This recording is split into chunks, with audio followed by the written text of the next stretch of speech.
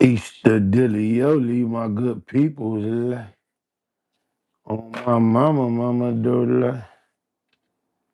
You dig a lies.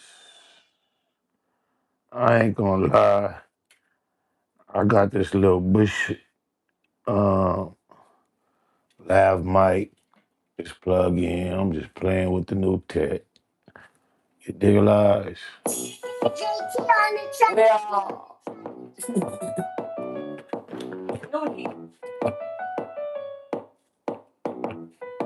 Yeah. Yeah, hey, if they got here, or you got a problem with the dog, but address it. Listen, nigga. Hey, well, hey, y'all, hey, if they got here, or you got a problem with the dog, but address it. When you see me pussy, nigga, oh, you better check me, hurry ride. Hurry ride like a jet speed. I don't give a fuck. I'ma bust it till it empty. Bust it till it gone, bitch. You gon' fucking feel me. Don't say when he see me. He gon' kill me, bro. Don't beat me there. Beat me there, pussy. Nigga, oh, about that acid, dog. I know you heard about it. I just ain't gon' shoot you, nigga. Bitch, I'm shooting at everybody. Play ball. Oh, I posted in the front yard. You can slide through, fuck nigga. If you I get the busted better move, need a you. It's gonna be so sad, so bad. I do y'all. Walking on my knuckles, bitch, I'm fresh from the zoo, dog. Double barrel buckshots. In the what? I do y'all. Yeah, you heard some fuck up said, nigga. It's new day. I'm coming, nigga. I'm not playing with you niggas. I don't know why you niggas think I'm something to play with, nigga. I'm not fucking around. Hey, switch sides, I beat you to your car, nigga. All my life, nigga, swerving down the five, nigga. 5, 4, 3, 2, 1. We gon' lie, nigga. I ain't lying, nigga. Keep a heater on my side, nigga. I'm that nigga. I'll snatch out the ride with you. Shit, leave on main niggas. I'm flying to a side, nigga. I'll hit you. You feel it the next morning. All back shot. She catching what I'm throwing. You love her, you need her, but dog, she home. I pull up in the two-seater and she going. I don't need her, don't want it, but she want it. I'm smoking something legal, dog. And it's potent. So illegal, dog. And it's smoking. I let it go. She gone. He broken. She in the tub. She wet. She soaking. She gon' give it all to me. When I go in. Yeah, it ain't got head. Oh, you got a problem with the dog. Better check it. When you see me pussy nigga, oh, you better check me. Heard it right. Heard it right like a G-speed. Oh, you gon' fuck. I'ma bust it till it empty. Bust it till it go, nigga. You gon' fucking feel me, dog. So when he see me, he gon' kill me. Well, don't beat me there. Beat me there, pussy nigga. Oh, I'm about that action, dog. I know you heard about it. I just ain't gon' shoot you, nigga. Bitch, I'm shooting at everybody. It's new day. Yeah, I know you heard about it. I know you done heard. You heard about it. It been got hectic. Holler with the dog better dress it. When you see me put a nigga on, you better tell me. Hey, lady, this nigga called my phone about a bitch he love. That's in love with me. Do you hear that? I told you they come pick this bitch up. Come get her. If you want that bad, come get this bitch. Dang. It ain't got hectic. Heard you got a problem with the dog better dress it. It's Noonie. I'd have been there with Suge Knight before. Hey. Come get this. I ain't tell her, but I didn't tell him, but while he was blowing up her phone. See you later, baby. Oh, bye, bye, bye, bye. Never for the lie. We in the black box, y'all. Okay, blue smoke.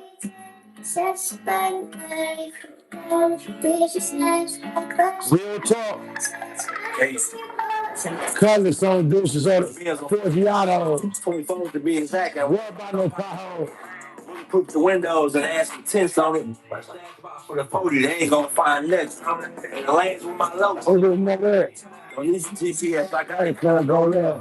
Don't take your kids from no nigga that ain't no help. Stack the head guns to put the hole in the shell. I had to learn to put the cord on that bill. My bitch did a nigga wrong and she left. I ain't complaining about that shit. I was like, well, I get a new bitch. Now she calling asking me who I'm with. I'm on some new shit. Everything brand new. She asked me why you got me blocked. I'm like, I had to. Call me out my name, say you sad. Bitch, you sad too. And I was acting like you perfect. Who the fuck is you? The suede Puma's all blue. She left a nigga swag. And a box of Louis V, I'm in a different bag. We ain't the same in different ways. I'm in a different class. And when I get mad, I know the squad up. I tell you that all facts. I'm the truth. You niggas cap. So the police everything and they go around in your ass. Not getting me on that bullshit. We don't give a fuck. And traffic with it on my lap. That ain't tough. This game will never be the same. There's no trust. Give a fuck about your Drake. We got them too. They not like that. Don't do too much. So we'll pop out and show niggas. It might be the truth. We ain't cooking over no nigga, no. Kill sweets. We on the top floor with this dog. God damn it. 10 toes down. They be hoping I fall. But I'm a boss. Like Kobe and last game. From the max down to the main. 35 years thing. Rearrange a nigga frames. Never start shit we can't finish. We play no games. I'm from the Double M gang. They know the business. I'm quick running my veins. I'm born with it. Yeah, nigga. Free baby fight, nigga. Free baby news, nigga. Free tight dub. Yeah, we in this motherfucker, nigga. My big crib. Yeah. Like the little brain. What you do, bro, gang?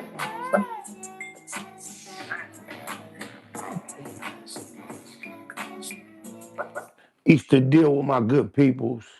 I got me a very low budget. They say, why the light not on? It's not bright enough. God damn. His name got Glizzy in the name. You already know. Bro, SPI do all kind of content, bro. I always give you a crispy, clear, professional look. Here I am right now. It ain't all that. And you had to go for the low hanging fruit, complain about, point out, and state the obvious. Did you not forget or never realize or recognize that I am the most easy?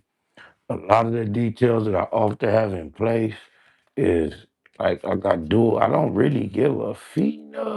SPI, the only one squabbling. Okay, he want to hear that.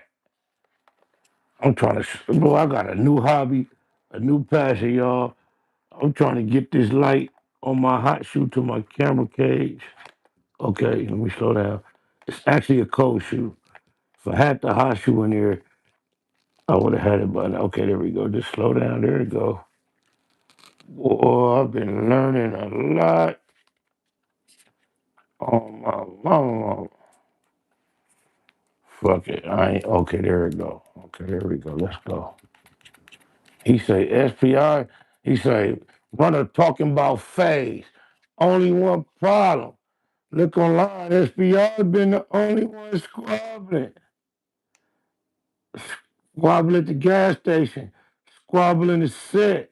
In the 6 O's and red shoes on 600 net. Single pause. Then long pause. Me and Tony doubled up, squabble in the jets. I ain't seen that other squabble yet.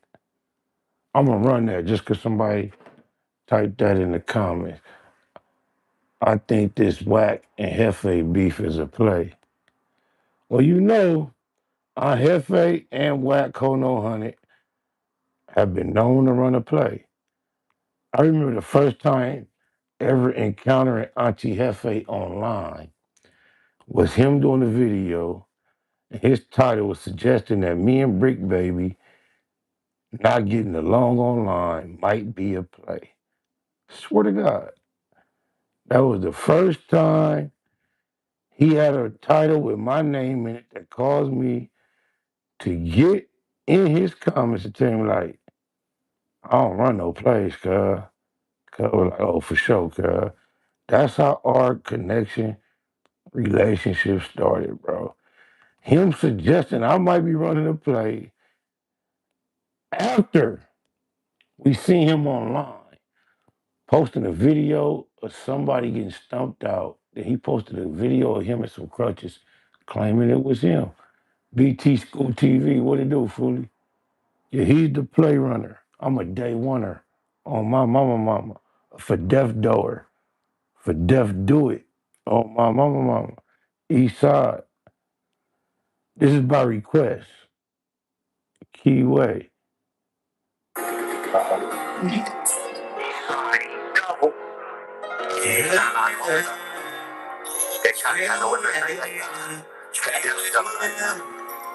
Free SBI will block talking to the That's my line, nigga. Raising up. Only one yes, and yes. No, I don't make that good. Yes. That's my line. I do that. Baby, talk to me on me. Say, oh, so. From that real shit. Grab my line. Grab my line. Grab my line. Say, watch the crib. Welcome to girls. Hold up, homie. Had you take the old smoker that told on tree. Man, sleepy blue got cut off blue. Ran from baby spider like shit. Jackie Fury. Mr. Nassim, mama eating it ass. The pork with that more nigga infant ass. Mama learned to kill our face. It's only one problem. Go line. It's be live been the only one squabbling. Squabbling in the gas station. Squabbling in the sink. 6 souls and red cheese and 600 neck. Me and Tiny doubled up, squabbled in the jacks. I ain't seen that other motherfucker squabble. Yeah, we talking about squabble. Niggas ain't squabble. Niggas just running your mouth. Runner, you just a runner. Run and tell what Bubby said. Only one game, out of baby game, to the day I die. Got too many arms and they all in the sky. That's my game. That's my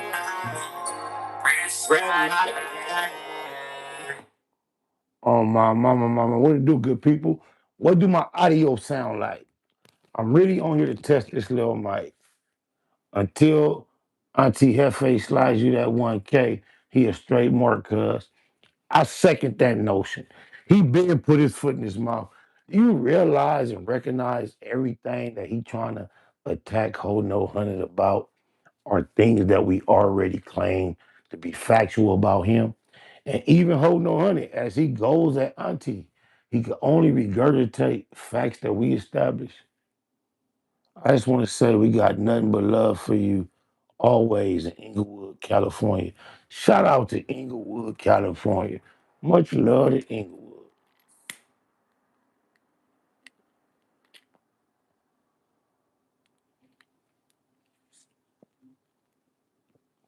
What's going on, y'all? Vladim 22 got his ass whooped. How many of y'all expected that boxing match to go the way it go? Hey, what the audio sound like?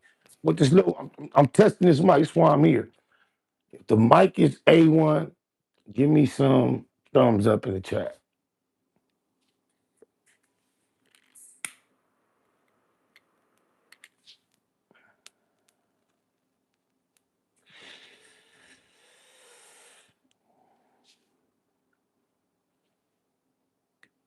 Hey, you know we just started a new leg of the platform, Blackbox outside the box. Outside could be better. Okay, tell me this. Tell me what's better, y'all. Here go a real life test in real time. Tell me audio better like this, because this is just regular into the iPhone. And then this is this little lav mic. I'm finna go into the little lav mic. It's a little inexpensive lav mic. I'm just testing it out. And the lav mic. Tell me which was better. Was it better without the mic or better with the mic? Without,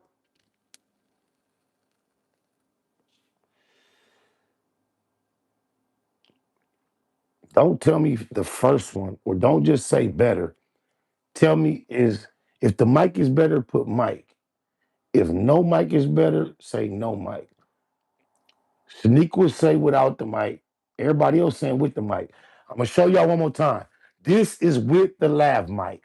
It's a very inexpensive lav mic. I'm just testing it out. I was just trying it. Now I'm about to show you without the mic. The next words I say, there will be no mic. There is no mic. Now I'm talking directly into the iPhone, and I'm here with the Google gang, and we're testing the audio between this iPhone audio we're hearing and the mic audio we were just hearing a moment ago. I'm looking in chat. The votes seem to be overwhelming that it sounds better with the mic, right? What up, Chili? You, bro. What you say, Chili? Talk without the mic? Without mic. Okay, I'm getting more without mic.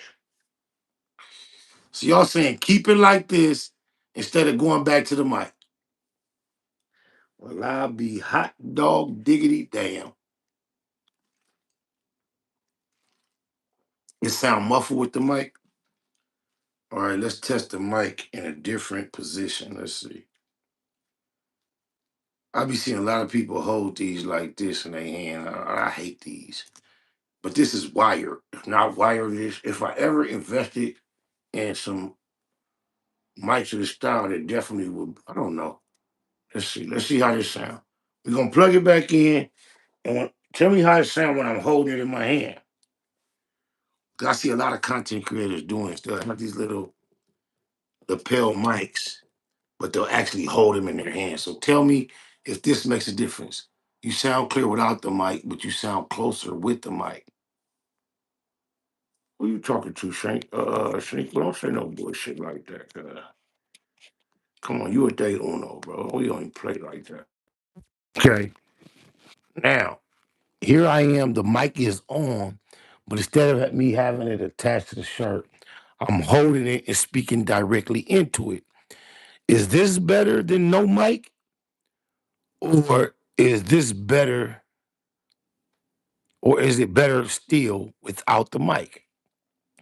Is it better to be speaking into this?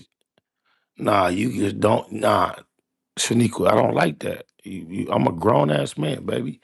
We play within the realm of playing with respect, but when you go outside the realm of respect, especially in public, you should know better. Without the mic sounds clearer. I personally like the mic better. It's clearer audio. The mic sounds far away. Hmm. I wonder if there's a way if I could turn the audio on the mic up. That I'm not sure about. It seems like we get more votes for not having the mic. Hmm. This is not going to be a long term issue. This is just something I stumbled across today, and I was just testing because this is what we're going to be moving forward. Even when I'm doing a casual live like this in the near future, we're gonna be running our audio through this baby right here. Oh, where the feet up in the plug. So what? Oh, let's these bunk ass speakers. So I mean, I could take this out.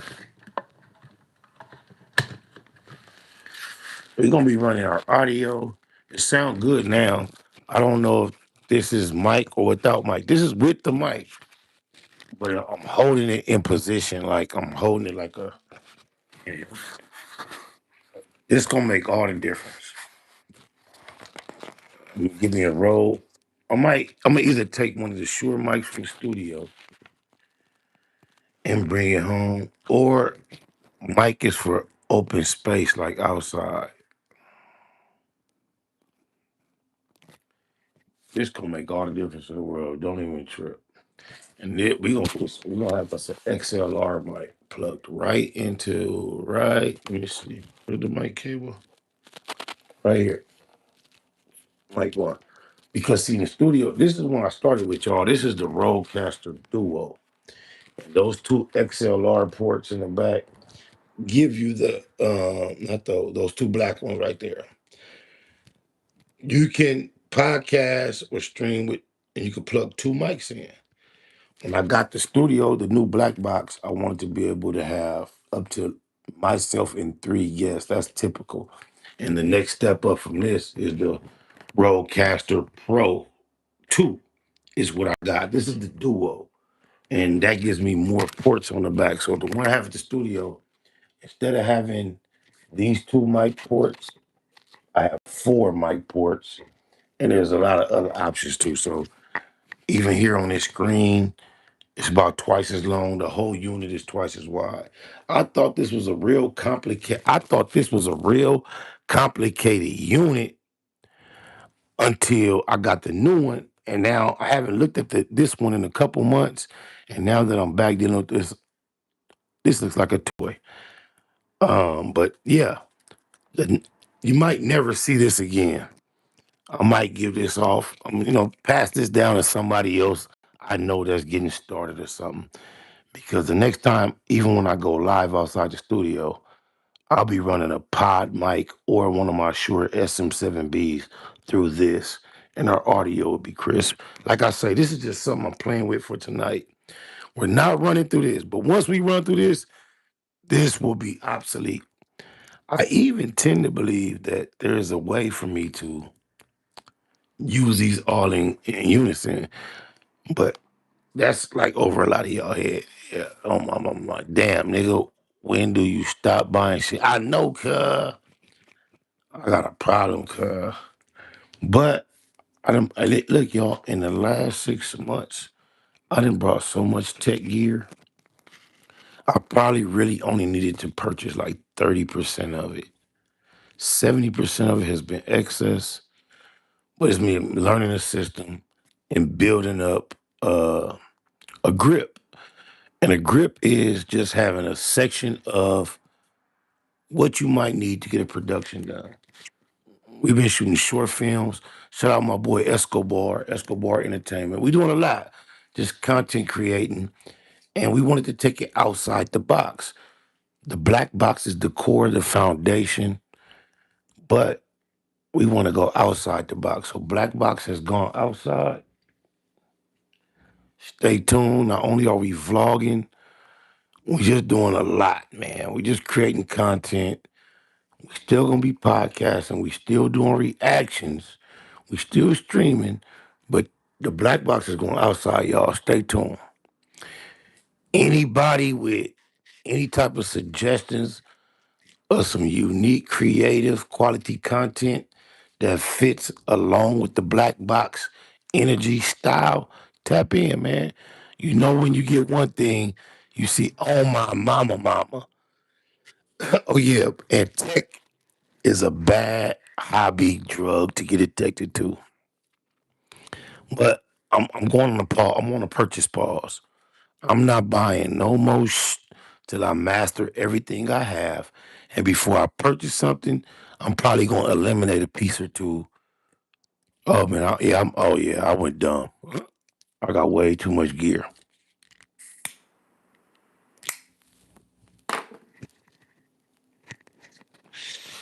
But just having the gear has already booked me one, two, three paid gigs that I was not looking for. Just because people that are familiar with me trust my overall understanding of anything I'm dealing with. They know I'm a beginner at it. They see what I'm working with. They see small clips that I produced with not having this a month. And they've already requested me 3 people to be at a certain location at a certain date and capture it for them for pay. Yeah, we gonna Baymac over here. Facts. I'm like that with the tools. Yeah, you digitalize, put the mic. Oh man, we got a queerdo in here, bro. It's always a queerdo, y'all. Always a queerdo. I remember we used to take the calls, cuz, and there used to be people that go out their way to call in and say the most. Remember all that?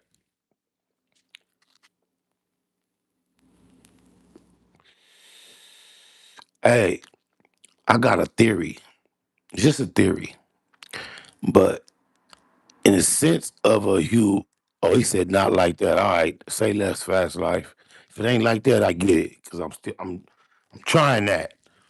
But I'm not. This is only tonight, bro. I'm gonna pass this down to somebody else who I think might, need it. Low been all over. I was looking at 3 6 Mafia, Stay Fly, Fly. Hey, can you imagine allowing a man to ball your wife up, dominate her, make her tap out, and then you getting in a ring in front of the world and then making that same man dominate you and make you tapped out? Vicious V, you remember them calls. Vladim 22, leading the plug, Jason Love.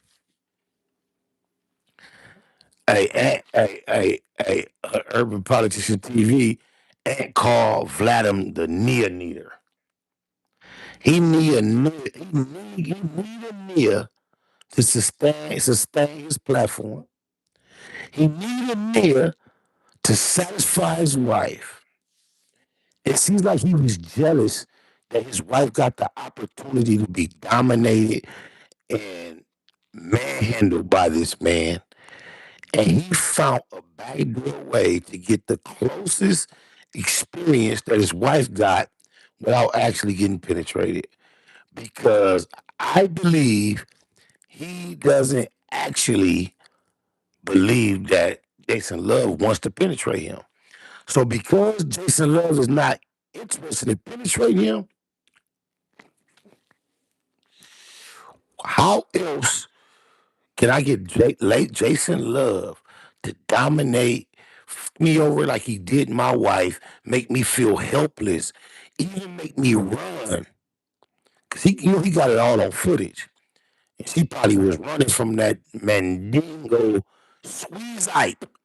He wanted to run from Jason just like his wife. And we saw him do it. He was barely dressed. He balled up, turned around, offered his rear end, and ran from Jason Love. Wow.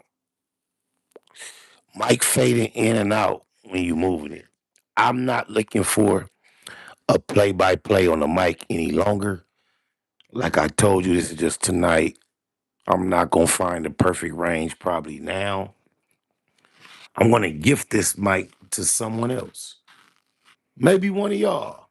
Any of y'all thinking about starting your content creation journey and you really are a follower, a supporter, and you think you might get more out of the mic than me, let me know. You can have it. Did you know Neckbone from Death Row? Uh, hmm, Neckbone was my Nia. I seen him doing interviews recently, right? Now, the phone that we on, the only person I know for sure that got Neckbone number, his number is in this phone that we talking on, that we doing our live on, not in the back line. But when I seen Neckbone on the internet recently doing interviews, I reached out to a mutual and I, I, I spoke to Neckbone. I've communicated with Neckbone, but I haven't spoke to him. But yeah, haven't seen Neckbone since like '04. I was listening to the song you had with Mr. Criminal, Stop Bitching, song still slaps.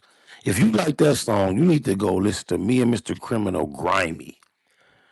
That, in my opinion, Stop Bitching can't with my verse on Grimy. I don't remember nothing I said on Stop Bitching. I was paid a nice shout out to the whole high power camp. They broke a lot of bread for me to pull up. I drove an hour and some change to the IE. You could tell the way they had the studio session, big studio, everything set up. They thought we was gonna be there a while. They had the camera. We shot a video. I wrote my first in about 15 minutes. Took me about another 15 minutes to lay it. I got my bands and I left. But me and Mr. Criminal did a song called Grimy years later. And my verse says, it's a never bragging. Matter of fact, get a Lord thanks. Avoided getting rushed up in them court tanks. Gang of squabbles. It's what I say. It's like never bragging. Matter of fact, get a Lord thanks. Avoided getting rushed up in this court tanks. Gang of squabbles. Win some, lose some. Fuck, get a pass, get packed out, depending on where you from. And amigos, everybody got those. Overlooked it when it was on with the vatos, segregated. Essays too deep to deal with. It's on back to black on black. That's some real shit. No, that's some real shit. It is. Fuck. It's on. What to do is on back to back to back to back. That's some real shit. It is what it is, though. Don't turn nothing down. Black, white, or brown. When my turn come around, I claim the '90s with my banged up crimies, trying to put it all behind me. I came up grimy. It's way harder than that. Stop bitching. But anybody that um still bring up the stop bitching like that was one of the ones, you must be a Bangadocious fan and must have been anti Black Wall Street. Um, Never, never bragging. Matter of fact, get a Lord thanks. Avoided getting rushed up in them court tanks. Gang of squabbles. You win some, you lose some. Get packed out or get a pass, depending on where you from. And amigos, everybody got those. Overlooked it when it was on with the vatos. Segregated essays too deep to deal with. It's back to black on black. That's whack on some real shit. It is what it is, though. Turn nothing down white, black, or brown when my turn come around. Claim the '90s with my banged up crimies, trying to put it all behind me. I came up grimy. That's how I go. Yeah.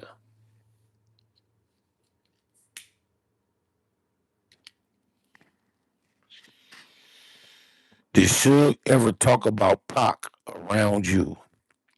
Hmm.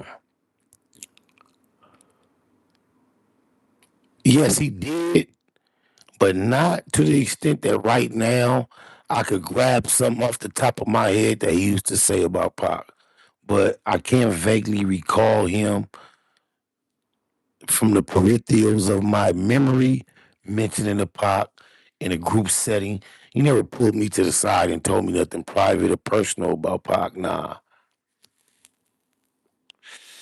But that BMW that Pac died in was in the parking lot the whole time I was up there, though. So just even if Suge wasn't talking about Pac, somebody seemingly was always talking about Pac. What's up with the boy King Peel, y'all? What's up with Rich Trapper? Hey, he called him Rich, Grindr. I know y'all haven't heard me speak um about Rich Trapper in a long time, and you haven't heard me speak positively on him in quite some long time.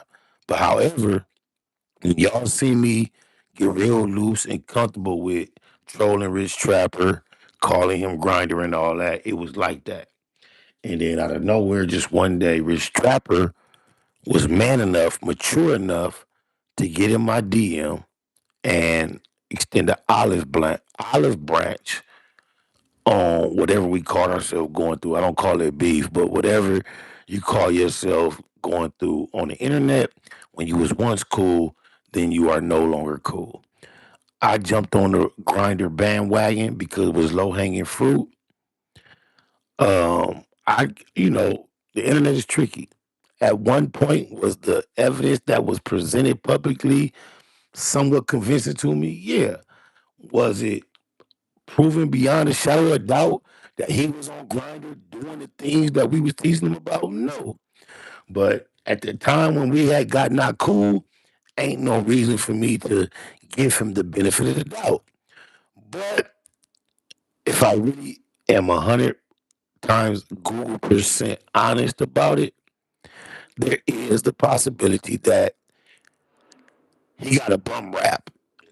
And the fact that he took it upon himself and we was straight at odds, fuck you. He was humble enough to get in my DM, no apologies, but initiated some reciprocity. I was humble enough to accept it, and I tapped out on trolling him.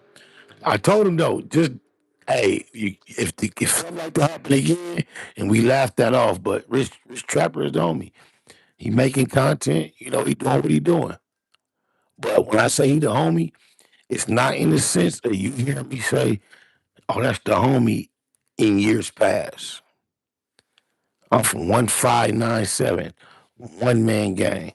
But I do fuck with Rich Trapper, man. I wish him the best. What's your thoughts on all the madness that happened at MLK parade every year? You think it ever stop? I think it'll stop because I don't know how soon, but I think as the population of black people in Southern California decreases, I think there will be less people year after year willing and available to participate. I don't think it's going to stop because the consciousness is going to arise and we're going to say, oh, this ain't cool no more.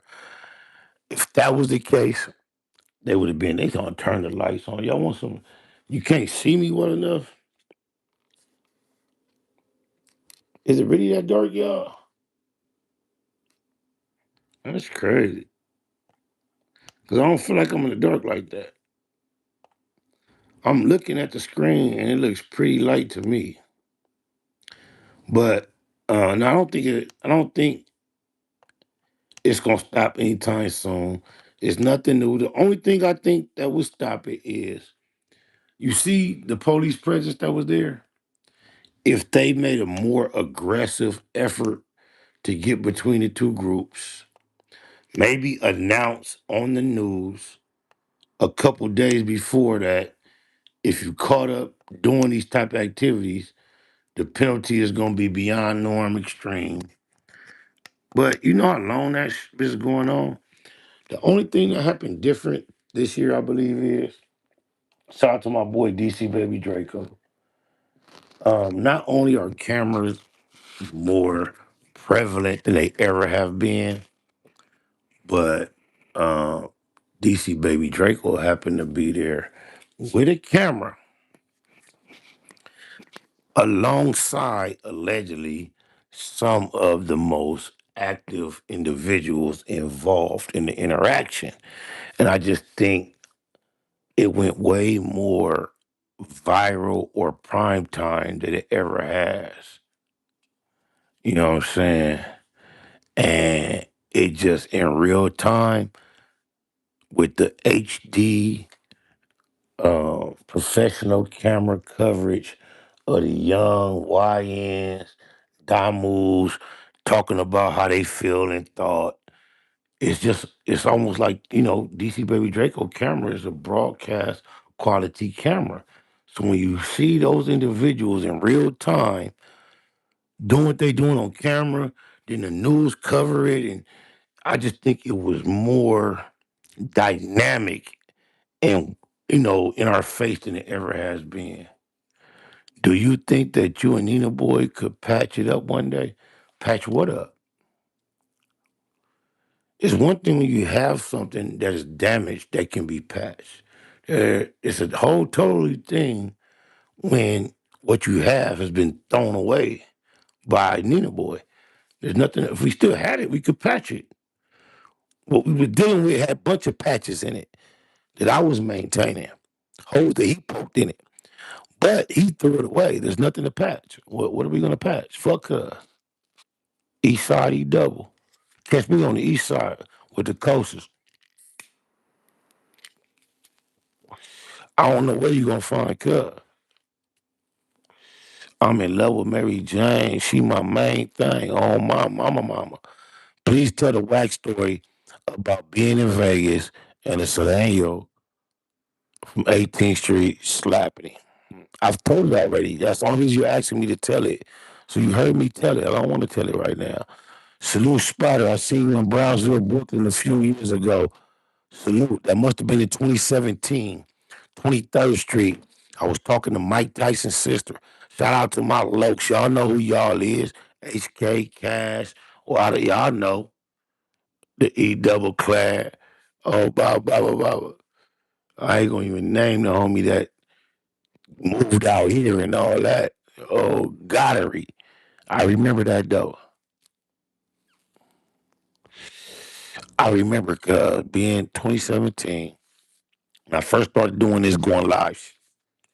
I'm in New York. riding around with my nigga, the bitch ass nigga, Slow Bucks, Winslow from Queens, G Unit, Slow Bucks, the clothing line. This whole ass nigga had left me stranded at JFK. First, a janky ass promoter left me stranded. Backdoor movers, BDM, bitch ass nigga named Smith. Did some janky shit. Now I'm stranded at the airport. It's me and Puto. I had to call my nigga Cash Daddy in Philly. He came from Philly to JFK, picked me up, him and my nigga Bino from Philly. Now I'm moving around New York with my Philly niggas, right? So I'm going live. It's like 10, 15, maybe 9, 6, 7 people in my live. I'm driving around New York and I'm telling my chat, it might have got up to 20, 30 people. I don't know. But I'm telling my chat, like, look, I'm in New York because I need some weed. I'm like, any Crips listening to me, any homies, any supporters, any fans, any real ones. But I was making a special uh, announcement to the Crips. I say, any Crips, I'm finna get the address from my driver. I'm gonna tell y'all where I'm at. If you're close to this area and you can tap me in with some green, get in my DM, and the closest person to my area, I'm gonna pull up on you. Swear to God on my mama, that's all I said. Got my DM. Somebody gave me the address. Was less than 30 minutes from where we was at. We on our way. Whoop. I pulled up in Brownsville, in Brooklyn, on 23rd Street. It's a bunch of buildings. So mind you, by now in the DM, I done got a number, or we talking on that Instagram phone, right? So I'm like, yeah, I'm in a Wooty Woo car. I'm right here. I just passed Wooty Woo. I look up. It's a nigga on the phone walking with two French braids, white t-shirt, powder blue rag around his neck, and I could realize from him describing where he at looking for me, that's the nigga I'm talking to. It's my nigga Cash from 23 EC, right? So I met him. He had the weed for me, bro. I was out there with a janky promoter in 2017. Oh, cuz I don't gang bang. I used to gang bang a long time ago, but in 2017, I landed in New York, found a East Coast crib. They knew all the homies that be online, that got a presence online. Certain homies from Six Deuce, they was in touch with them. They were like, yeah, we tapped in with so and so, so and so. But they were thoroughly aware of who I was and what I represented to the set. So when I got out there, I was on some music shit. Woo, woo, woo. I seen these niggas pass a hat, get me a 5-star hotel. Man, I'm gonna make some more details on that story at a later date. Cause shout out to my lows, cause this way before this, I don't even want to speak too much. Cause any run-ins with Jimmy Hitchman, I had a run-in with Jimmy Hitchman, man, at a Black Wall Street game video shoot. I had no idea it was Jimmy Hitchman till like sometime later, looking through a magazine and saying, God damn it, that's the nigga that was in the trailer with the slacks and the dress shirt. But yeah, I walked into a game video shoot in the trailer one day, kind of like trying to like throw my weight around. And I knew about almost everybody in there from G Ride to 2T's to Big Face. I knew everybody. So it was a time when me and Game was kind of like going on separate ways. And I felt like Game was not staying in touch with me like he should or once was. Heard he was having a video shoot out here. I had been aware of every other video shoot he had in this time frame, in this time period before it happened. I was invited. But at this time, I found out that last minute from someone else. So I popped up, me and my nigga Crash, Trap LA. Me, him, and I think Puto, we popped up at the video shoot, not to hurt nobody, harm nobody, bully nobody, punk nobody, just to say, oh yeah, you thought I wasn't gonna know? I'm here too, buddy, partner. But for me to do that, especially over 20 years ago, it looks a lot more aggressive.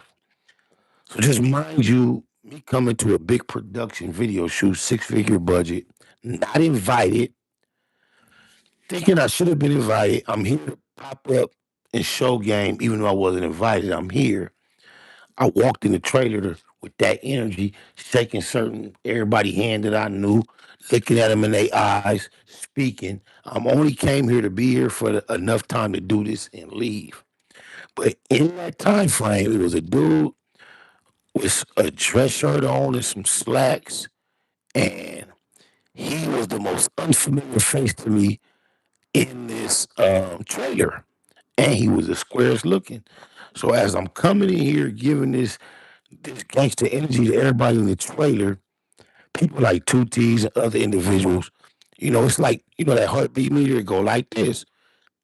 Two T's gonna feel me, but it's gonna be a respect level.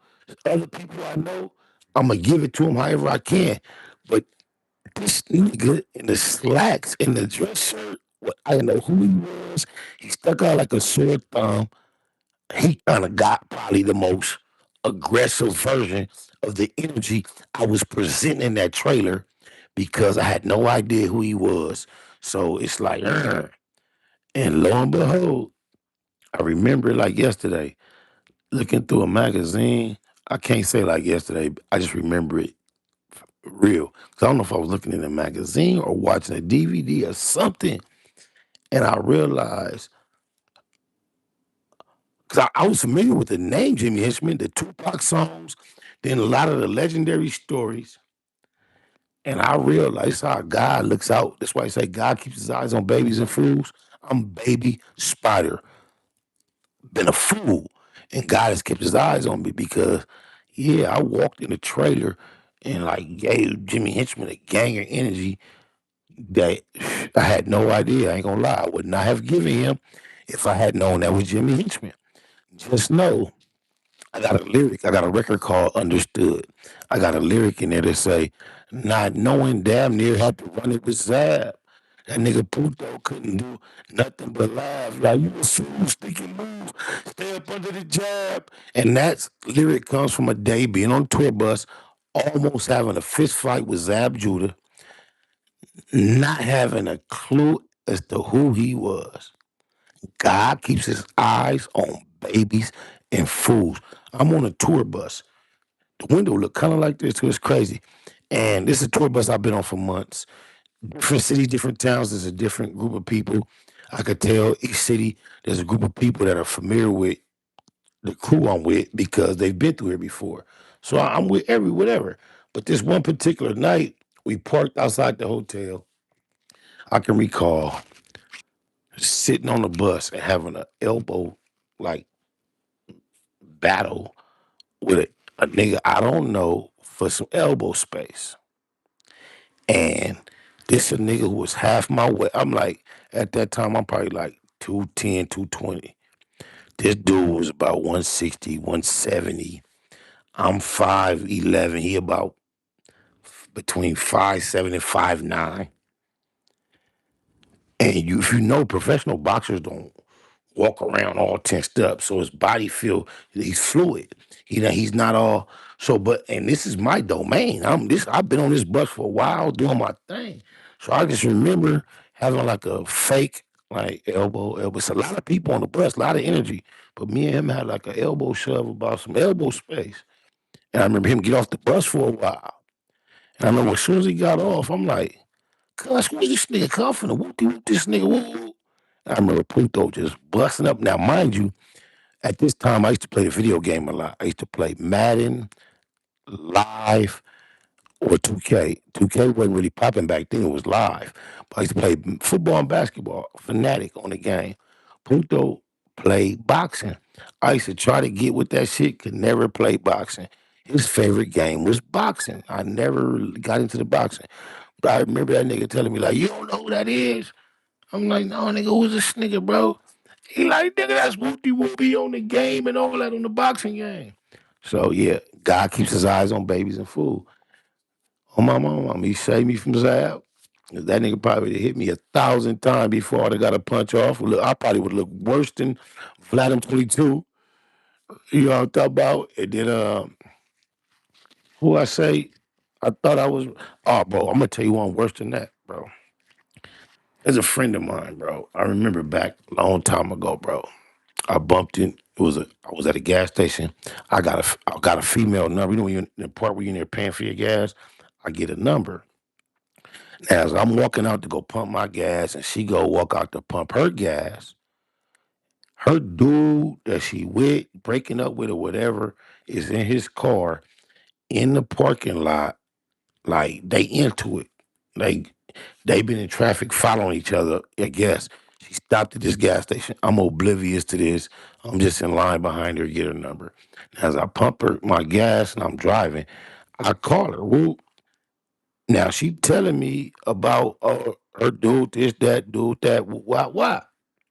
So I end up getting off the phone with her. Whoop. I drive about 3, 4, 5 minutes from where I'm going, bro. I go to a location. I'm not thinking about old girl or what she was going through with her dude.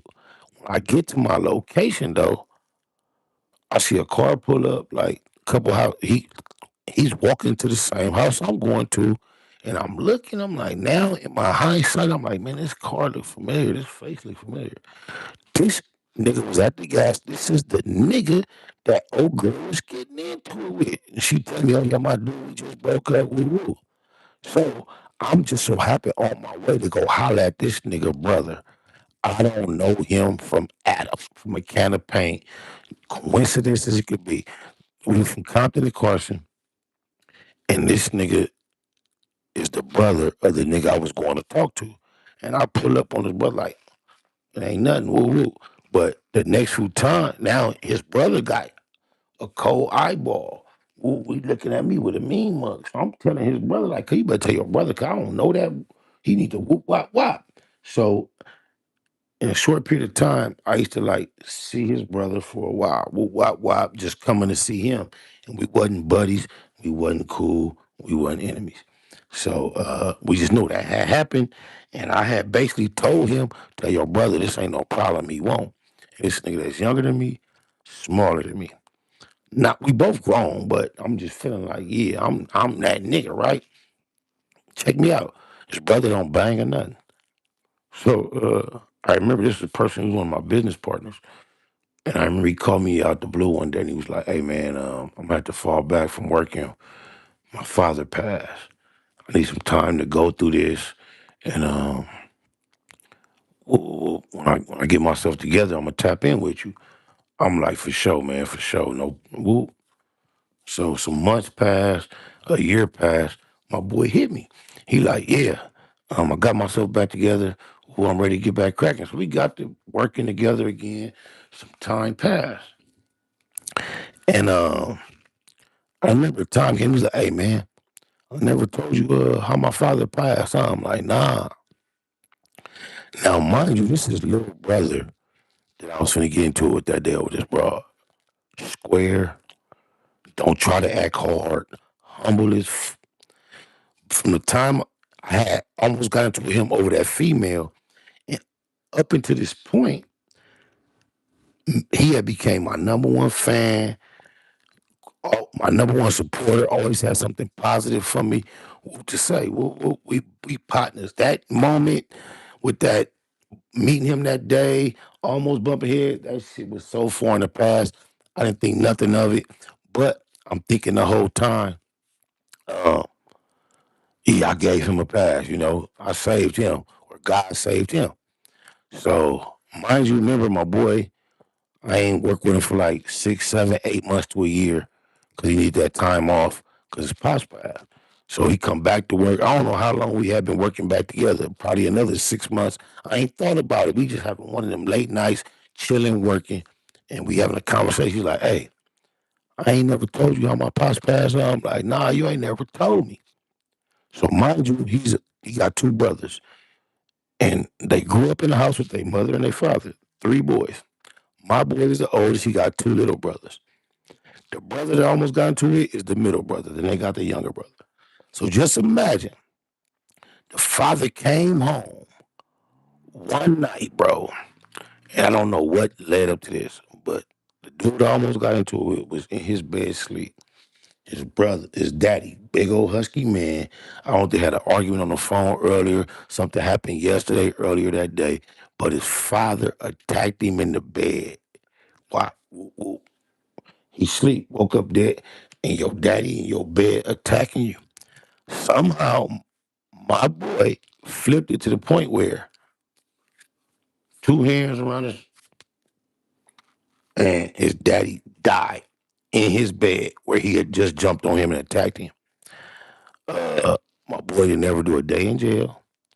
Him, his mother, his two brothers, they never skipped a beat. Wop, wop. So imagine you, mind you, we chipping one day like, yeah, I never told you how my daddy died. No, how he died.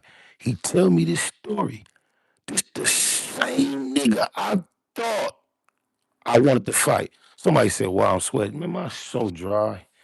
People just be talking. I'm not sweating at all. Probably just shiny. Maybe it's the lights. Hey, it's a nigga I wanted to fight, bro. And he daddy to death with his own hands. He's so humble. But guess what he also was? Somebody who didn't quite have his academics right, in high school. But outside of that, he was a football star.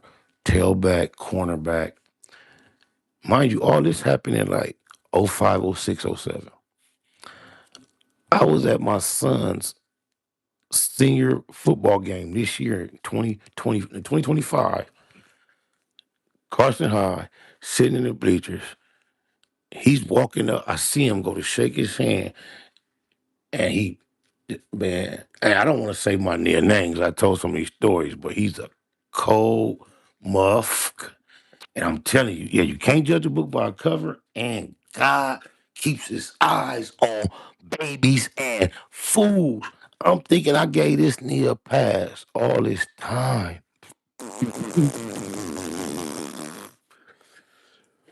Bro, do you know what it is to take a life with your bare hands, not throwing no blows, to actually grab someone's breathing, not just someone, but your father, not in the weeks, a father I'm talking a strong, bro. Yeah, God is good, man. That's why I'm not presumptuous and I move humbly, man. I've walked around, bucking my head. Hey, like Nipsey say, I was thinking chess moves. It was God's grace. Oh, my.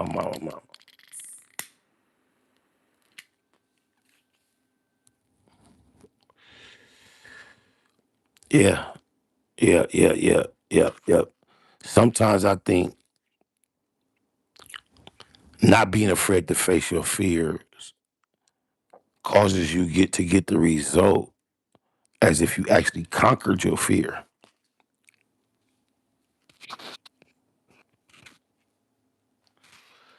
So often in life, I feel like I'm challenged with something that is a difficult decision to actually face. And once I actually make the decision to face it head on, a lot of times, not all the time, but a lot of times I don't necessarily have to deal with it to the extent that I had agreed to. It's almost like the creator be looking like, I was just testing to see if you was willing to go that far.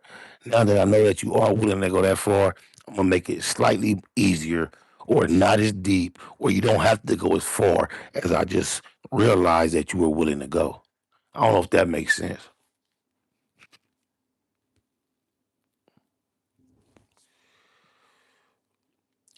What you used to put in your prison spreads.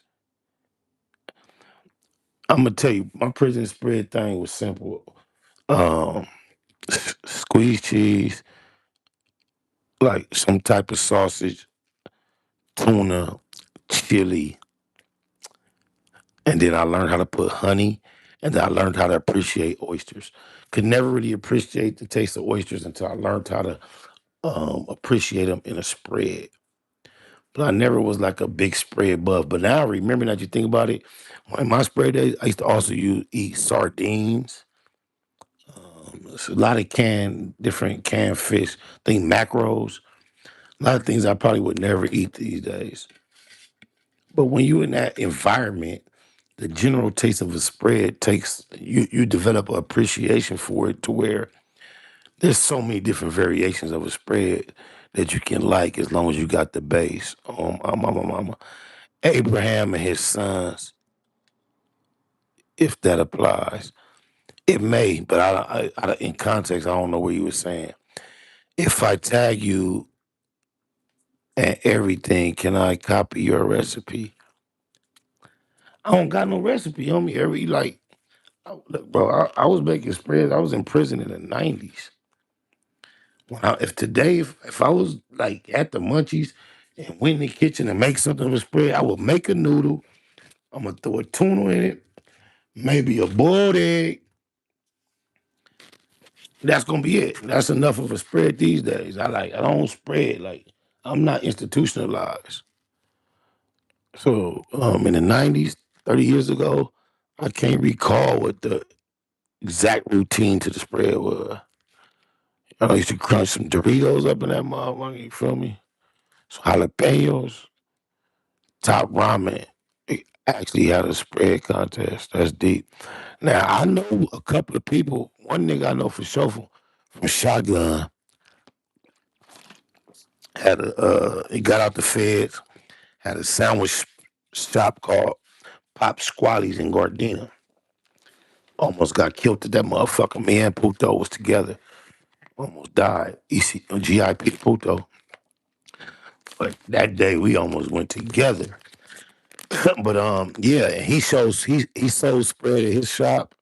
And then on social media I saw an even more high end restaurant of an ex con that came home and served spread in his restaurant. You know. It's to me it's always gonna be a staple if you're in the kitchen with the munchies trying to make something other than a sandwich, just throw something together. But I am not a spread eater. I don't look forward to eating spreads. But I'm not gonna never just say, I never eat one again. But I'm not one of them ones that, oh, I eat a spread all the time. I have eaten some spreads on the street though.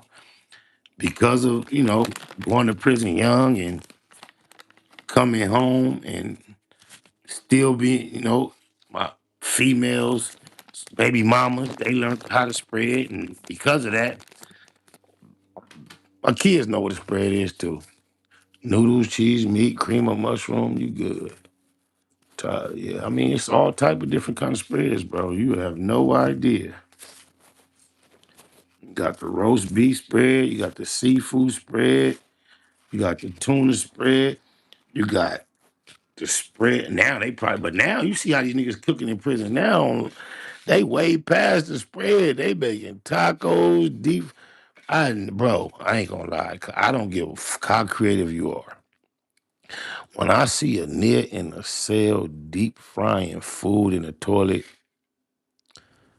I wish I knew how to make the emoji on here. Cause I mean, god damn. When is it ever that serious? When is it ever that deep? I guess that they'll say when at this time. But huh, huh? I just can't get with that one, man. Oh my mama. Hey, the fact that I got this right here, is it sounding way more muffled? Is that too close? I'm just trying to get this right.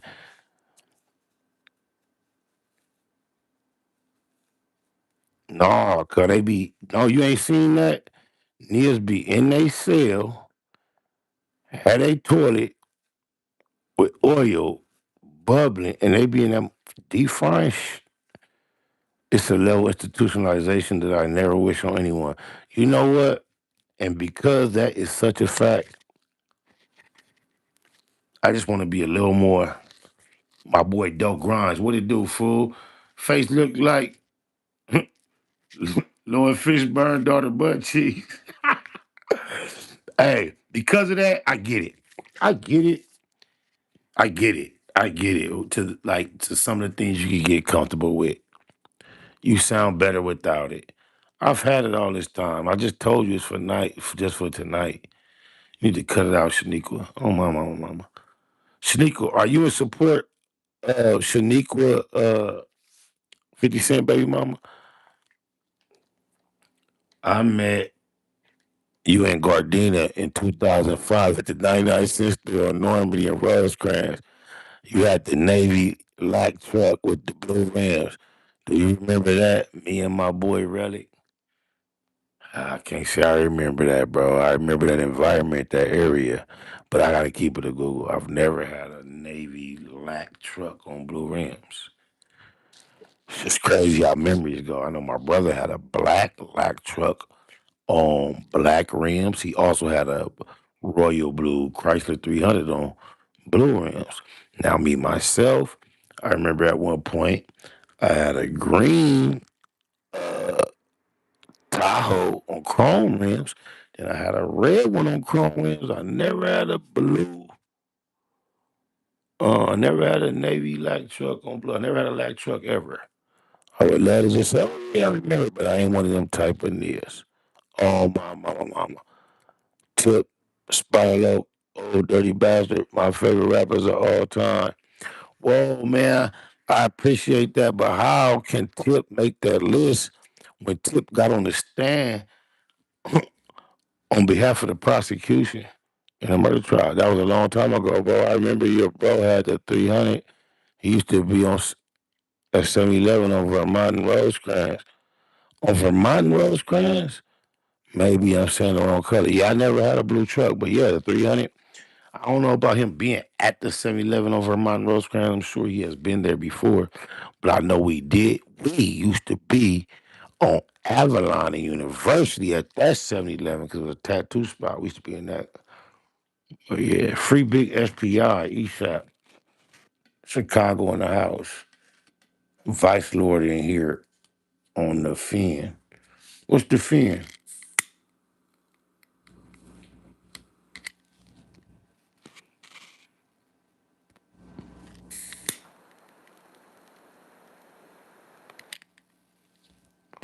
I know I've been going with this mic for a long time, right? So let's just do a test real quick right now and let's see. Since y'all got used to this sound, I'm gonna switch it up so y'all can tell me what sound is better. Let's go. Now, no mic, no mic, no mic, no mic. Tell me what's better. That difference should be obvious. Yeah, he gambled. You know, Spider a gambler. So Rose kinds of Vermont. He probably used to play them casinos. That makes sense because he loves some blackjack.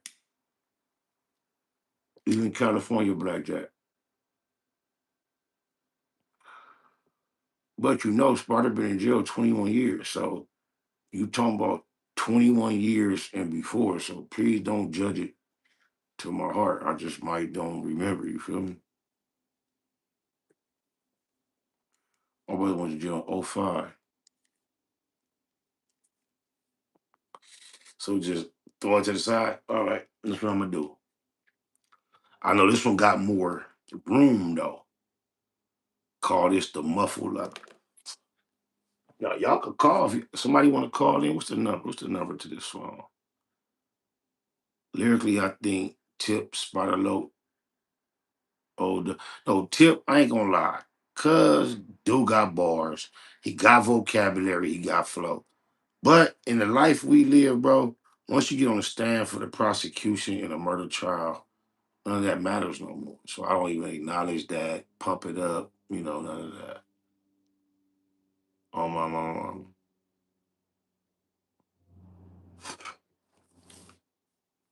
What's this number? 562-519-5048. I think that's the number. Call it low. Tap in. Yep, that's the number, I think. Let me see. Area code 562-519-8405.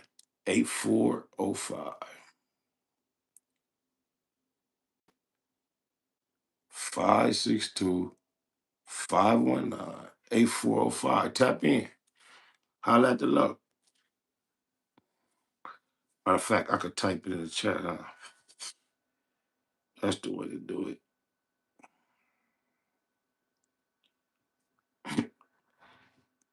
Hey, what's up with the boy King Peel, man? What's up with the sector, bro?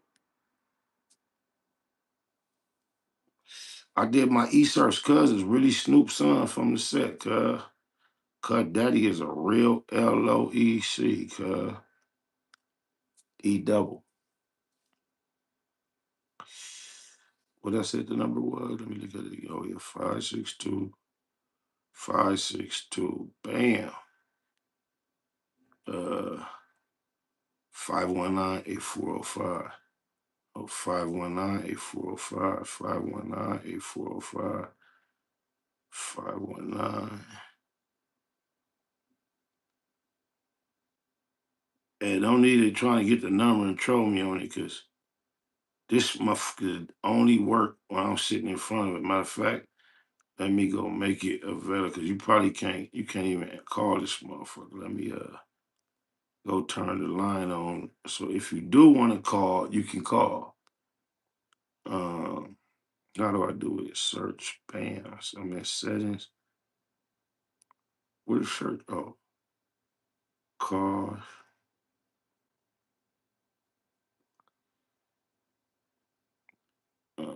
Incoming call.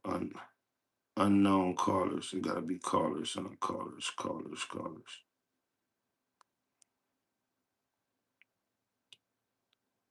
Silence unknown callers. I keep this on. You see this option? So I gotta go turn it off. Cause if you ain't stored in my phone book, you can't get through. Digitalize. I'm listening on the earphones and the mic was placed in one place. It's better if the mic. I'm not gonna even bother with that mic, man. It's too much to think about, bro. I had it pinned to the shirt. They was complaining. I held it in my hand. They was complaining. I think if the mic was fixed, it would be better. So, cause it sound too airy, huh? I know. I already know it. The room sound too empty like this. Let me turn this option off. Incoming call. Oh, we got a call. Vicious V, hold on, Vicious. I know that area code by now. Let me try to let somebody else get in, because we always get into our regular. Let's not do that, Vicious. I appreciate you though. Hold on.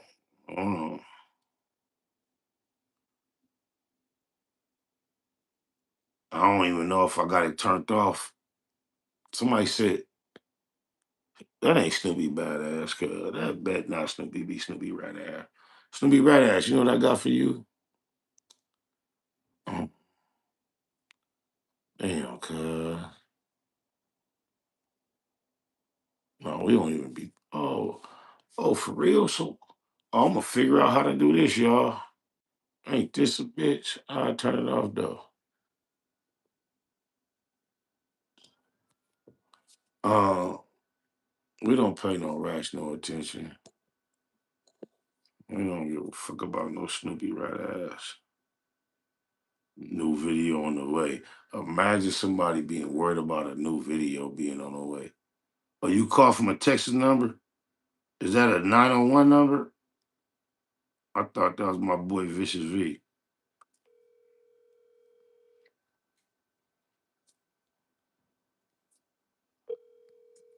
I better be worried. Okay, I'm worried. Paperwork. Jeter, what it do? Ain't not too much, OG, all right? I'm blessed, man. What's happening with you? Shit, man, you already know how to. You about to let man tap in with OG. Oh man, I thought this was you. That's what I was trying. I thought it was someone. I'm gonna tap back in with you, bro. I ain't. Thing, I'll just tap it in with you. I appreciate you. Of course. Jesus, my nigga, Rich. I still end up talking to Richard V. Oh, blah. What up, Lo? Prayers up for Sonya, man. See, that's right. I don't need to do nothing. I mean, if that is really her, look, this how we feel about these type of bitches. It's how we treat Lil Mama and them. They out of here. Man, you know the homie, Young Dopey from West Side 18th Street, 106 from Inglewood. Man, I used to know some people from 18th Street back in the Suge Knight days. I think Dopey was one of the names, but I don't want to lie though.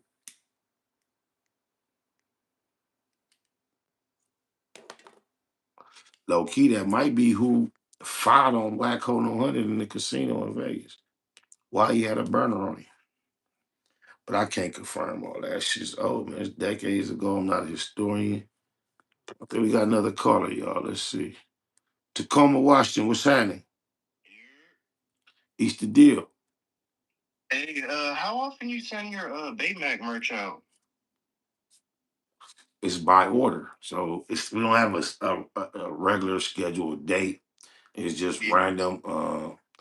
I don't do it hands on. My boy Breeze, Top Notch Nation, he do it for me, and he just do it by the order. Why are you waiting on the order that's been delayed?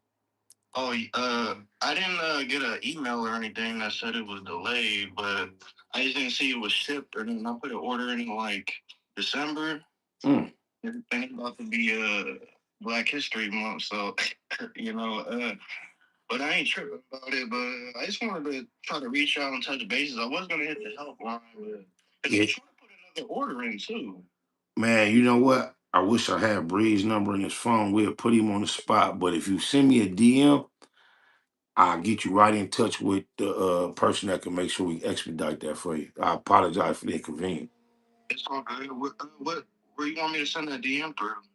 Spiderloaf Blackbox on Instagram. Oh yes, sir. All right. All right. Have a good night, G. Likewise, Breeze, you gotta get it together, Breeze. I'm tired of hearing that type of Oh my mama.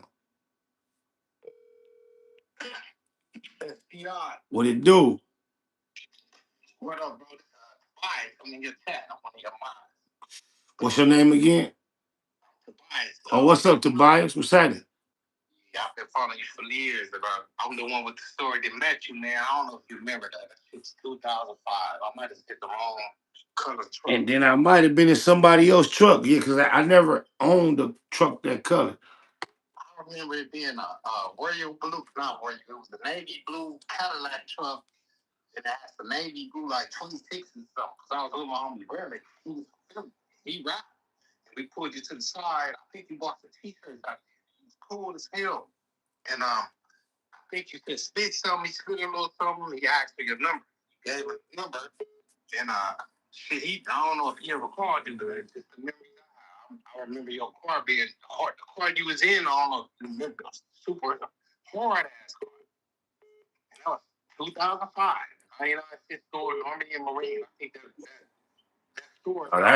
That was my era. I used to be at that swap meet over there. I used to fuck with the Harvards a lot. So I used to be in that area, but I just never have owned a truck that color with the rims. You just put too much details on it for me. I want to say, oh yeah, but I just can't I can't do it.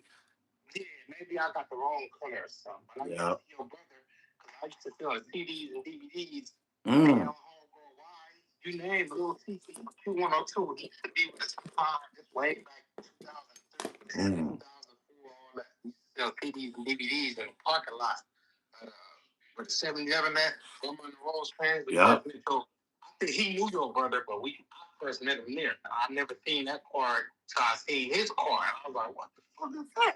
He's like, check it out, man. I'm like, hey, was that a Bentley? Never seen it, man. So he was one of the first ones with them suicide doors. That thing was brand new. I never seen it in my life, man. Then I seen like a year after that, I started seeing that car. Mm-hmm. He used to go in that store, and I don't know what he used to do. He probably used to meet people there. He used to get stuff out of here. He used to be a trap. I appreciate the call. Let me get to this next caller, Tobias. Okay. All right.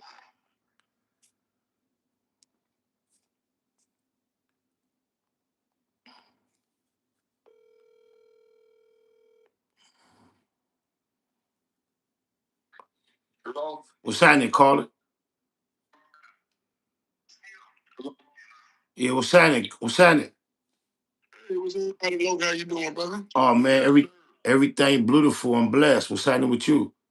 The most easy is coming out of the West Coast, you know what I mean? So okay. You know how y'all West Coast, y'all birthed us. I'm 1976. So me too. Come on, man. You had a great year, man. What month was you born in? Yes, sir. February 12th, sir. Oh, so you got a birth. You finna be 50 on the 12th. I just turned 50 on the 19th. Salute, real one. We half a hundred. God bless you. I seen you hustling way back in the day, man. I seen you in New York doing videos with Tony Yayo. I said, look at that. That's quite a low. Hey, hey, shout out to my little homie MB3 from one I know. He pulled up on me today and he was telling me all he got lined up. And one of the things he said, Tony Yayo just sent me his verse. Shout out to Tony Yayo, still keeping it real with the East Side ECs. Appreciate the talk of New York. Good looking, Yayo. Right. I like that, man, because you know I'm a low fan. That's So I right. like when you know what I'm saying? I'm like, because I like you know, your hustle game was so good. And then I seen what you was doing in the West Coast. So, like I said, with 1976, NWA birthed us. I ain't really get into the LL Cool J's and these. I got more into 6 in the morning police At my door. Fresh Adidas to across the bathroom floor, right? Right. So y'all hip hop legends and with Spice One, you And remember Spice One? where you from? I'm from Cincinnati, sir, but I was raised down in Decatur, Georgia. So I got a little bit of all that. But we got all that West Coast. But I gotta say this, bro, because this shit fucked my head. I was on this, bro. What up, kid? I know shit is rough doing your bid. When the cops came, you should have slid to my crib. Fuck it, black. No time for looking back. It's done. Plus, congratulations. You know you got a son. I heard he looked like you. Why don't your lady write you? Uh, what the fuck? That nigga Nas, man. That nigga Nas was hard too. Okay, okay. Yeah. Why don't your lady write you? I told her she should visit. That's when she got hyper flipping, talking about he act too rough. He doesn't listen. He be tripping when I'm telling him stuff. I was like, yeah, Shorty don't care. She a snake too. Fucking with them niggas from that fake crew that hate you. Guess who got shot in the Domes piece? Jerome's niece on her way home from Jones Beach is Bug. Plus, Little Rob is selling drugs on the dime, hanging out with young thugs that all carry nines. And nighttime is more trife than ever. What up in Palmetto? Did you see him? Are y'all together? If so, then hold the fort down, represent to the fullest. Say what's up to Herb, Ice, and Bullet. I left for half a hundred in your commissary. You was my nigga when push came to shove. One love. But that nigga said, I left for half a hundred. Nigga, we a half a hundred, nigga. Mm. So please take me back to if you could take yourself back to 1996, right? Mhm. Before you was all the way in the mix and you was in West Coast. Tell me what was your thoughts when Tupac was out with that All Eyes on Me and Nasir? Because I remember being at a Georgia University of Georgia. I was arguing about I who was the best I was 100% off that Tupac shit, and then like 90, like I'm the only nigga in my environment listening to Nas and Biggie. I went to Alabama, Huntsville, Alabama in 1993 to go to college, and my tightest friends was from New York. Our biggest debate used to be hip hop, me trying to play Bone Thugs, NWA for them, they playing Method Man. So my appreciation, I remember being in Huntsville, Alabama, high as a motherfucker, listen to a speaker and hearing a nigga say in my ear at top decibels, when I die, fuck it, I wanna go to hell. Cause I'm a piece of shit. It ain't hard to fucking tell. It don't make sense going to heaven with the goody goody dressed in white. I like black Tims and black hoodies. God'll probably have me on some real slick shit. No sleeping all day. No getting my dick licked. Hanging with the goody goodies. Lounging in paradise. Fuck that shit. I want to tote guns and shoot dice all my life. I've been considered. Hey, look, my nigga, I was in preacher school in Huntsville, Alabama, getting high out my mind in the woods, and that shit came onto my ear, and it drew me closer to the dark side than the other side, bro. Oh, so so tell me, in '90s, did y'all have the California cats had the debate of who was the better rapper between Tupac and Nas in '96? No, not no, no, no. I had this debate in 1993 With Biggie. with my peers from all around the country, primarily the East Coast. Somebody just said in the chat, nigga, you went to college? Yeah, in 1993.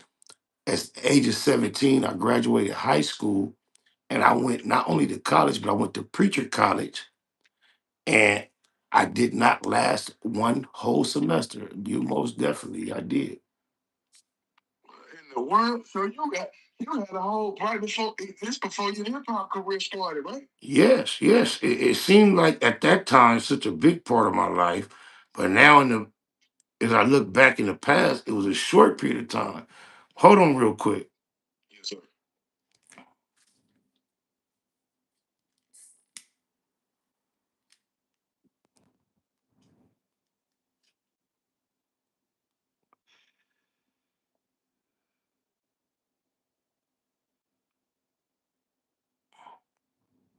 Please leave. 5665. Yeah, but yeah, man. Yeah, Huntsville, Alabama, man. I went to Huntsville, Alabama to go to preacher school, caught 3 Class A felonies. And I was 17. I was 17. I started school early. So I graduated at 17. I went to Alabama at 17, caught 3 Class A felonies. But because I was a minor, I went to juvenile hall, but they certified me as an adult, sent me to the county jail, and I was able to bail out because I have a guardian in Huntsville. So I was, in your juvenile, your guardian got to come take, you can't bail out as a juvenile. But my mama was still in Compton. I was in Huntsville, and I went to jail as a juvenile. So I was stuck until I had a certification hearing. They certified me to be tried as an adult, so they sent me to the county jail. Then she could wire the money, and my boys came and bailed me out. Mm. So, so at this time, did you envision being on BET and being a part Bro, of, listen to me. Listen to me. Listen to me. I was 17 years old, 3 Class A felonies. They offered me 18 years as a plea deal, told me if I fight and lose, I was going to get life. Fuck. The way Alabama court works, when you bail out, they put you on the docket. Your court date is 6 months. So a couple times, I bailed out, went home, went to court. First, I went to jail, like I told you. They sent me to juvenile hall. I was in there like 2, 3 weeks. I went to court, certified me as adult, even though I was still 17. They sent me to the county jail. My mama wired the money. My homies came and got me out. I went home for 6 months. Bam. My next court date, fly back to Huntsville, Alabama. I got the suit on, looking like clean money. Walk into court. They tell me, okay, we're gonna put this off for another 6 months. Your next court date is in 6 months. Oh, I'm out of here. In Huntsville, Alabama, the courtroom is on the seventh, eighth, and ninth floor of the building. The county jail is on the 10th, 11th, and 12th floor. I walked out the motherfucking court building thinking I'm finna go to my hotel, go to the airport. Soon as I stepped out, the police walked up on me and was like, is your name Curtis Williams? Yes. You're under arrest for first-degree armed robbery.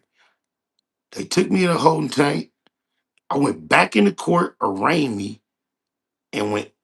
I never went outside, nigga. You go in the elevator, go upstairs to the county jail. So they sent me back. I was 18 at this time, but because the crime happened when I was 17, they sent me back to the juvenile hall. I had to sit back over there for another month, have another certification hearing, and bail out again. Came back to California, planning on going back to court in 6 months. I caught a case and went to prison out here. And throughout them 2 years, the situation in Alabama, it'll be a long story. It worked itself out. It went away, bro. Mm. So at 18, so you was how was it? Was it terrifying living through that experience? I remember some terrifying moments, but they were short lived, and you got to get over them. They was real private, quiet, and the very. Just imagine, I was in Huntsville, Alabama, 17 years old, in like November, in this juvenile hall cell, county jail cell. Just some of the rainstorms outside your window, boy. And oh yeah, I've been through some shit, bro. Hey man, so when you So when you got out, that's when your career blossomed from doing that time in LA? No, remember I told you, I got out. I went to prison in LA for the first time in what, 94? Caught the case in 94, went to prison in 95. I, when I went to prison, I was telling my niggas, man, I'm gonna get out and rap. I'm gonna get out and rap. Oh, okay. I got out, stayed out 6 months, went back to prison for 32 months for 80%. I paroled in 99. That's the time I got out and really got to it in 1999. Oh, that's when you hit the death row and all that. Yep, started off with a name you would recognize probably more so before Death Row was Sibo and Cam. Cam from the West Coast and Sibo was yeah, them was the two rap. Damn, it's the truth, man. Yeah. Hey, that video hard. You watch that video, that won't What? with Tatum. What? Man, that's a sleeper. Now that's when I couldn't get over here. I'll be bumping in this shit, but that's hard though. No, you gotta. I got a homie, rest in peace. That was my artist named Snoopy Blue. And the reason why I ended up rapping with him in the G Unit days is because of his version of that. He remixed that. And he did like a roll call of our homies from our hood. And that was his version of that song you talking about is what made me rap with him. You gotta go hear his version. Yeah, because when I see your success, right, I be like, how the hell he get all the way to T Unit, and then I hear the stories like you rap for 50. I was like, that's the stuff you want to be the little fly in the ring for. Like I want to hear the freestyle. And imagine all this shit you hear Snoopy talk. I mean, you hear 50 talk about. You've never heard. Only person you ever heard tell that story is me, bro. It was 20 people in that trailer. You never hear him, Buck, but you never hear nobody say I'm lying either.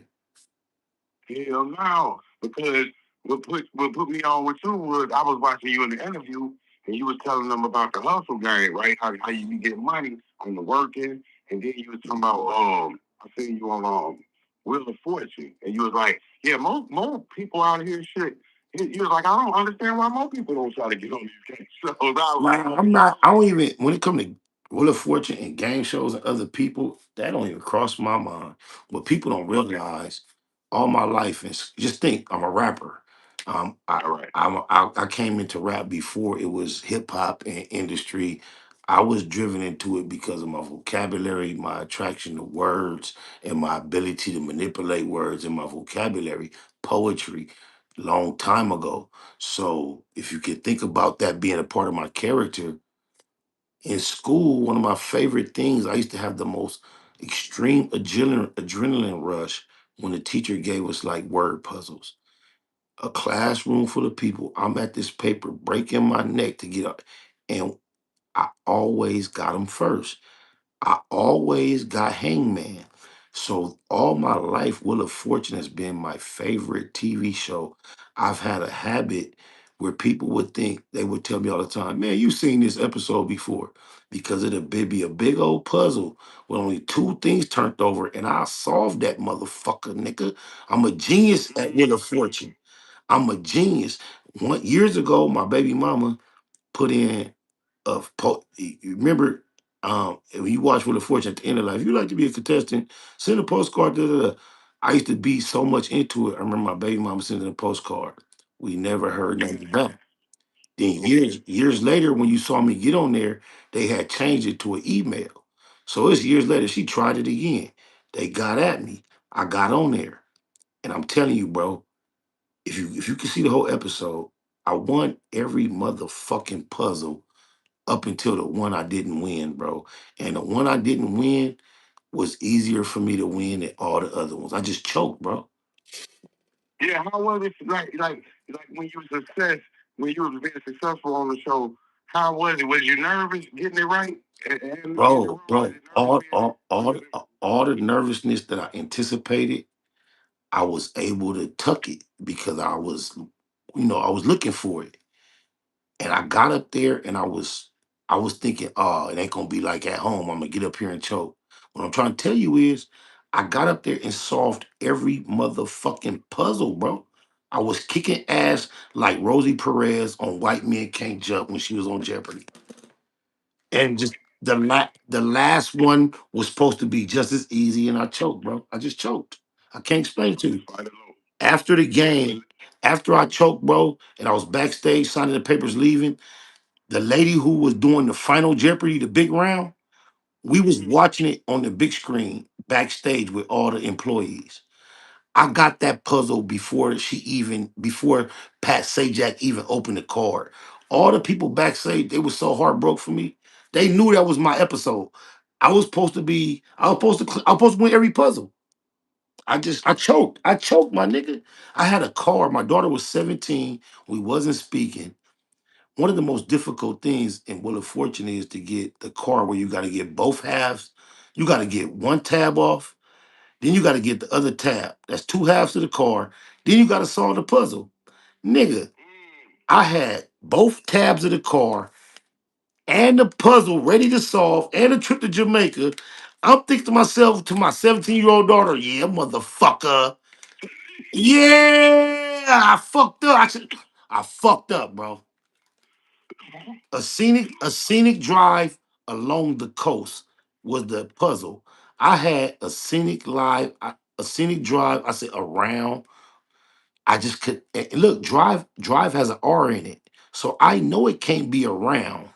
But I couldn't. My brain would not give me nothing else to replace around, and it was along, bro.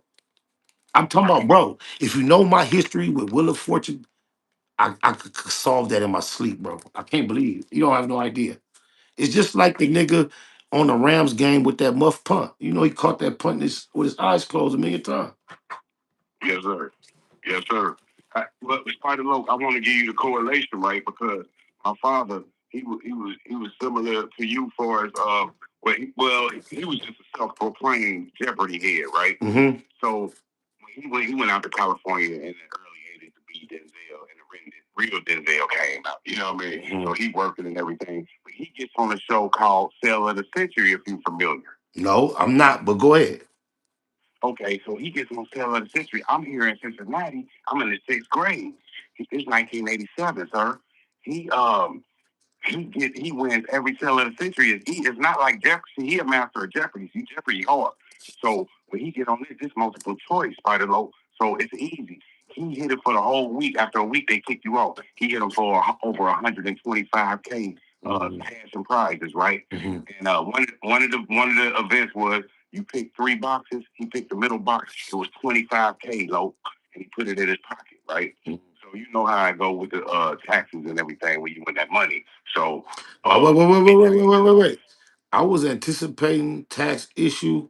Nigga, they sent me a check for the exact amount I won, and they told me taxes was on me. But go ahead. That's when you giving me game on with my daddy. Yeah, they didn't take nothing. The exact number I left there, it was 6,500, bro. They sent me a check for 6,500.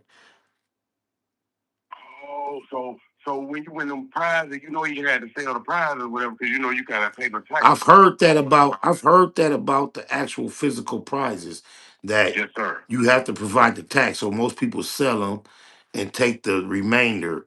But I didn't win anything physical. I fucked that off. That's what I choked on. My shit was all cash. Hey, low. He messed around and took that money. He got a store at the swap meet. He opened up a music store. You know, he deep into the music. So he was reading all the rappers, Ice T, all them dudes at that time, right? That's true. And hey, I'm 16, low. Oh, he got me at the Compton swap meet. I don't know if it's Compton, wherever it was at. You know I can't handle y'all coming in there buying no clothes. Man, they was just, he said, hey, I'll be right back. I said, Daddy, why would you leave me here? I can't wait. You gotta let me know, cause Compton swap meet is different than any other swap meet. So was it the Compton or not? 87, 87. Yeah, the Compton swap meet was there in 87. It was there up until like 95 or 96. It was gone. I believe it was because I'm gonna tell you this historic fact, and this is say if it's Compton. When the Rodney King riots, that's when he lost it. That's probably, you know what? Everything.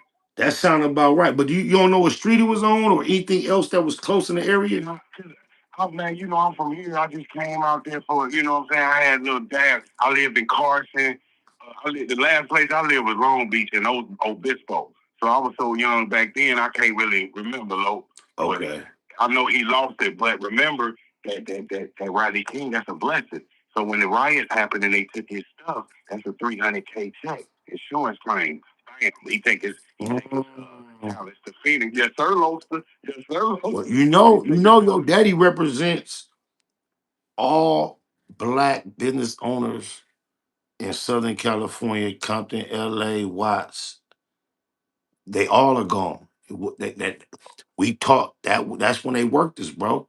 That's when they came and offered everybody extras for what it was worth. And we don't got a black business owner. I can't go spend $1 with a black motherfucker nowhere. One spot in Compton, I know they selling some tires. And it's a million people selling tires. And I always go fuck with them because they black. But other than that, your daddy did what all other black business owners did back then, bro. They took the bread and got on. And then nobody came behind them. And you know what came behind him and ate his ass up like a shark? Walmart. Yep. Because he took his 300K, moved to Phoenix, and got him a music clothing store, women's and music men's clothes. Walmart didn't beat him, nigga. You the hard copy going obsolete, and then you know how many niggas thought music and clothing was the lick, bro. He just like how I tell you, black business owners all got out at that time. He represents a large amount of people. He also represents a large amount of business owners that's the next thing they tried to do. Exactly, he did. But when he took all that bread, you should have seen him. He in a mansion, right? You know how high the prices is in LA. So now he in Phoenix. He took his talent to Phoenix, Arizona. He got a mansion with a 1 bedroom worth of apartment and a big mansion. I'm like, Daddy, it's funny. You feel me? We got swimming pool, jacuzzi, but we got a little bit of furniture. Like we ain't got the furniture to catch up with the mansion. So I knew we was headed for trouble. I could see it. I was like, Daddy can't handle this. And shortly thereafter, they ate him up. That's deep. It's deep because my daddy went from LA to Phoenix too. Keep going. That's crazy. Oh, for real? See what I'm saying? The correlation 1976. No, my daddy didn't leave till my brother was born in 87, and then he was about my daddy didn't leave to the 90s. Yeah, he didn't leave to the 90s. He from LA? Hell yeah. Hell yeah, that's what I'm talking about. You said your pops. He went to Markham and Jordan and Watts. Okay. Yeah, my pops, he's from Cincinnati, but he chased that Hollywood dream and went out there in probably 85. They all went out there. The brothers and Pop and they daddy, they went out to LA chasing that Hollywood dream. Grandpa, he married, right? Grandpa fell in love with LA. He didn't come back home to grandma. That's how much he was in love with the sunshine. Hey, man. Hey, look, I feel like I'm talking to one of my old cousins or partners, bro, and I'm getting way off the focus of what I'm here to stream for. No, it ain't your bad. It's your good, and it's my bad for not cutting it off earlier, man. Each time I crack these lines open, you got the blue light, green light to tap in. I appreciate you. Let the people know your name and where they can get in touch with you if you got something going on. Oh yeah, man. I'm calling on Cincinnati, man. It's Mastermind, man.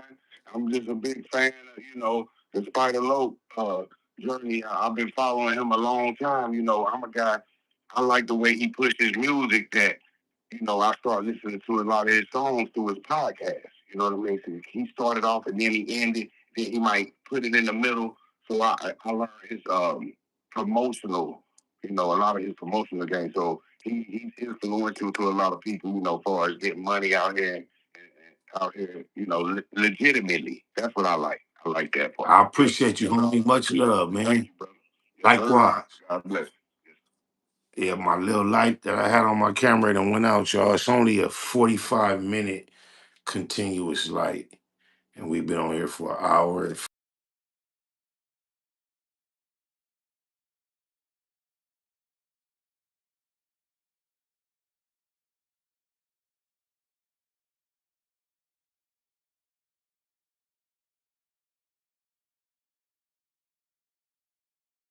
marketed to do.